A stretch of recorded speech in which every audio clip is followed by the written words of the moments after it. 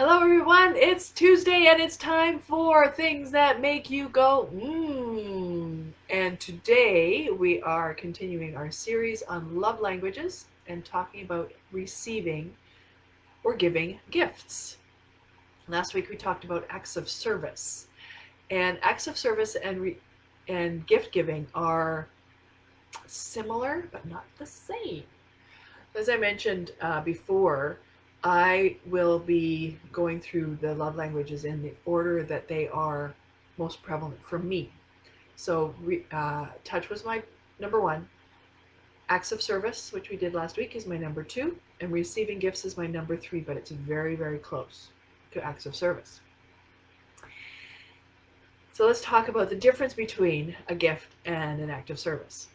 So an act of service is something that's intangible, something that is done for you rather than something that is given to you.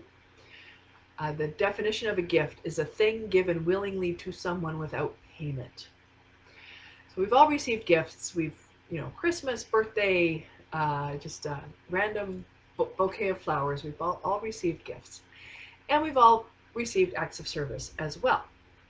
So someone helping you paint your deck, or bringing you your favorite chocolate, or delivering your groceries for you when you were in quarantine.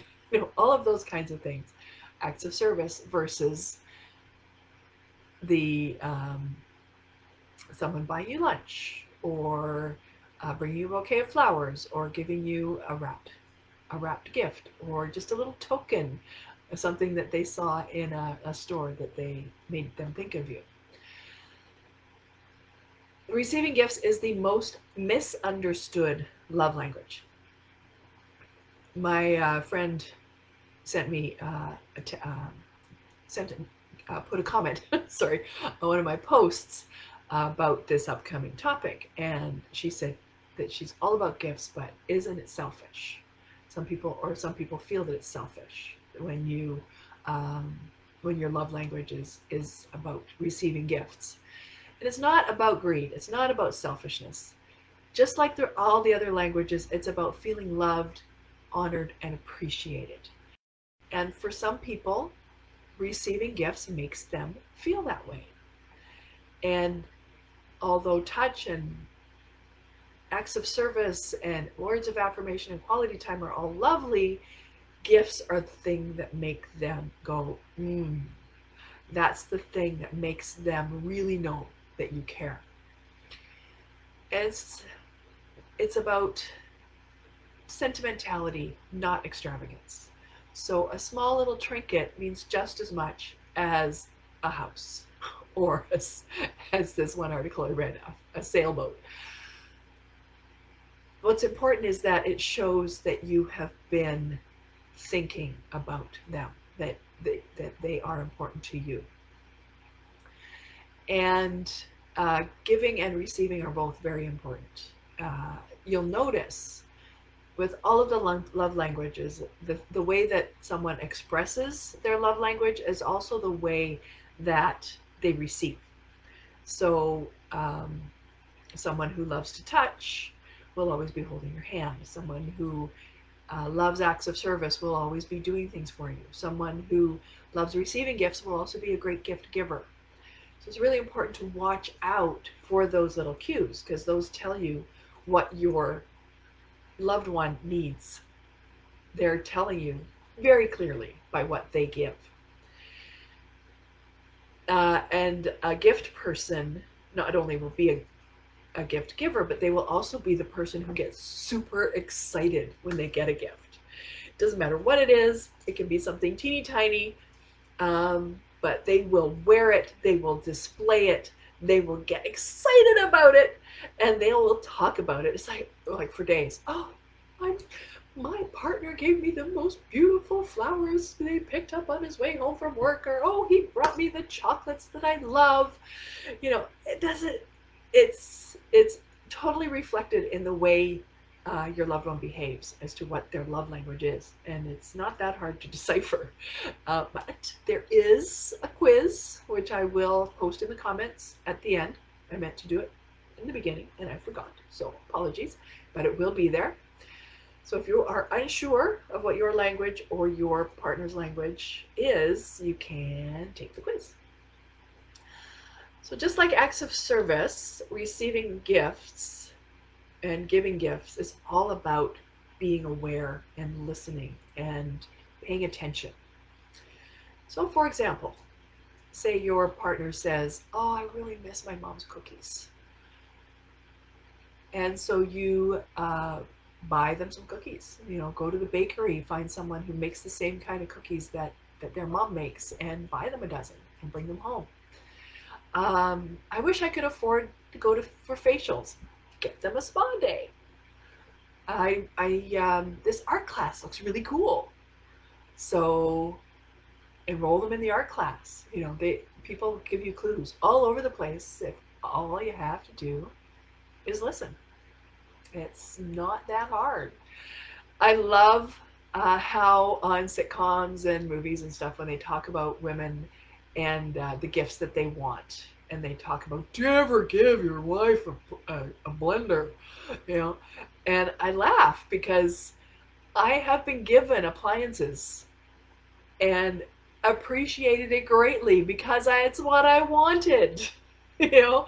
I've also appreciated greatly the parka or a pair of shoes or a trip or all kinds of things.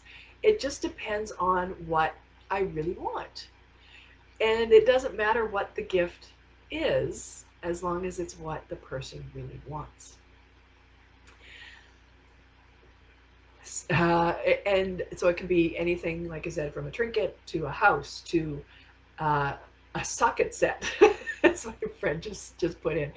She told me this story a little while back about how her partner or her husband bought her a socket set because she missed her old socket set, and he understood that, and it was the best gift she could have been given because it was what she really wanted. The secret is to make sure that it's important to them. What's important to one person, like I would not get excited about a socket set, but if you gave me a Smeg blender, which I bought for myself recently, I would get super excited. And actually one of my favorite gifts is an avocado gadget that my sister gave me. I am constantly telling people about that avocado knife because it cuts without cutting you. It takes out the pit, and then it slices the avocado into little slices. It's the most brilliant thing ever. It costs like $10. And I'm not really a big gadget person, but that one, I love it. I love it, I love it, I love it. Always remember, always, always, always with a gift person, remember the special times. Remember birthdays, remember anniversaries, remember your first kiss, remember all of those little things because they are important to that person because they are a gift person. And if you forget a birthday, oh my goodness, you'll never hear the end of it. So know that going in, and it's not a bad thing. It's not a naggy thing. It's not a selfish thing. It's that they need that and to know that you love them. And we all need to know that we're loved. It's just we sometimes don't speak the same language. So know if you are a gift person. Know if your partner is a gift person, your kids, your parents, anyone that you love. Make them go, because you know what their love language is. And then they will also want to make you go, because you make them feel so good. They want to make sure you feel good too by speaking your love language back. Also sprinkle in just because gifts. The occasional, like I said, bouquet of flowers, the occasional trinket. Just something that shows that you were thinking about them. That's the key to all of these love languages, is it shows that you are on their mind. It doesn't matter which way it's expressed out of the 5. It's all about being aware. being in touch, being in tune, being present with the other person. And the way you show that love in their love language makes them feel heard and appreciated and seen. And don't we all want that for ourselves and for the people we love? Because that's a big, big, big, a big, big, big, being heard and appreciated and seen. So that's really all there is, I have to say, about receiving gifts. This is going to be a short one today. Just remember to take that quiz. Again, I'll put the link on as soon as I sign off here. And know for sure what your love languages are. And ask your significant other to take it as well and find out what theirs is. So your homework is to take the quiz, for crying out loud. And look around and discover who in your life is someone who needs to receive gifts in order to feel loved. And give them something. Think of something that will really mean a lot to them, no matter how tiny it may be. And just watch their face light up. Watch them get excited. Watch them parade it around and brag about it to their friends and post it on Facebook. And you will know you got it right. You will know that you have found that person who is a receiving gifts person, because they will give back to you in spades with appreciation. As a reminder, I have books. Yes, I do. Serial Love is my erotic novel, and it is the story of a woman who discovers her sexuality and herself through the swing community while being stalked by a serial killer. Ooh, skeety. It's available in 3 versions. It's available on my website, thebadkitty.com, in a PDF version. And when you purchase the PDF version, you also get 3 gifts. The first one is Achieve Your Ultimate Success, which is a DVD, if you still have a DVD player. How many people don't?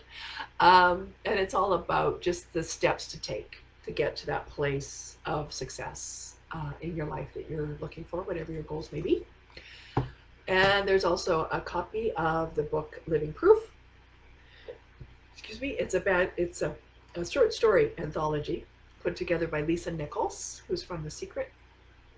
So it's very similar to Chicken Soup for the Soul and other books of that nature. And there is a story in there about me, and it's called The Bad Kitty Revealed, I think, is my chapter. Anyway, it's got The Bad Kitty in there somewhere. And then, of course, The Bad Kitty Handbook, A Journey Toward Authentic Female Sensuality, which is my my philosophy on life, my views on what it means to be authentic, and how being sensual, being in touch with your senses, being present in the world is all part of that. And actually in a few weeks we're going to be talking about part of this this book that I had completely forgotten about, that I want to share with you. And you can also get the Bad Kitty, or not the Bad Kitty Handbook, Serial Love, on Amazon. And you can get it in paperback like this with the super silky, sexy cover, or in Kindle if you prefer. So lots of ways to get your Bad Kitty on. I really appreciate you guys for joining me tonight. It was a little bit shorter of a live tonight. So I hope you enjoyed it. I hope you got something out of it. And please do your homework. Find someone who is a gift receiver, who needs to be shown their love through gifts. Buy them something small. Buy them something that means a lot to them, and show them your love and appreciation that way. And take the quiz if you haven't already, so that you know what your love language is, or your love languages. We all have a prominent one, and then a secondary one, and sometimes a third one that's fairly high as well, like I do. So next week, we will be talking about, what are we going to be talking about? Affirmation, words of affirmation, and how that is expressed as a love language, so that you can go that way too. And please remember, no matter what your primary love language is, they are all important, and they all work towards showing your loved ones that they are important and loved and heard. And but please be sure that you know what their main one is and what your main one is, so you know how to communicate that. Thank you so much for coming out this Tuesday. Happy Tuesday evening, everyone. Enjoy the beautiful weather that's on its way, and stay sexy, everybody. Good night.